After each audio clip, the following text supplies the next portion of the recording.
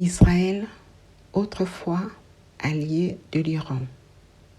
Le Mossad, qui est un des 3 services de renseignement israéliens, dirigeait le service secret de l'Iran pendant le règne de Shah d'Iran, le dernier roi d'Iran.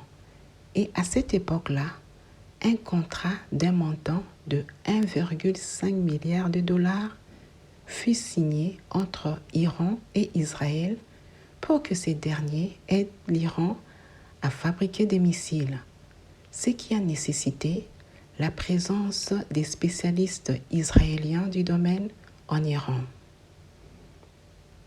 Après le départ forcé de Shah d'Iran, qui s'est exilé aux États-Unis, que les nouvelles autorités de l'Iran vont reprocher à Israël d'être à la base de la négation de la Palestine, c'est-à-dire d'être à la base de la non-reconnaissance de la Palestine comme un État souverain.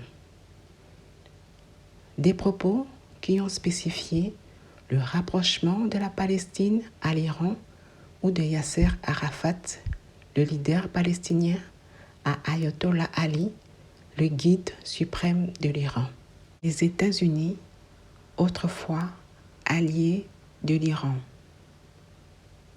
Après le départ forcé de Shah d'Iran, le dernier roi d'Iran, que les Iraniens ont refusé la suprématie américaine sur leur sol, ils ont refusé la modernisation que les Américains instauraient sur leur territoire, ils ont refusé la présence des Américains sur leur territoire, d'où l'intrusion du 4 novembre 1979 par les étudiants iraniens dans l'ambassade des États-Unis en Iran pour faire sortir de force les 52 diplomates américains, yeux bandés, et pour que les nouvelles autorités les tiennent en otage pendant 404 jours en Iran. Un acte considéré par les États-Unis comme une humiliation qui a entraîné de la colère, la rancune relayée par la haine des États-Unis envers l'Iran, et pour Ayatollah Ali, le guide suprême de l'Iran, il dira qu'en agissant ainsi, les étudiants ont manifesté le désir de reprendre les rênes de leur pays. Une situation qui a marqué la fin de l'alliance États-Unis-Iran.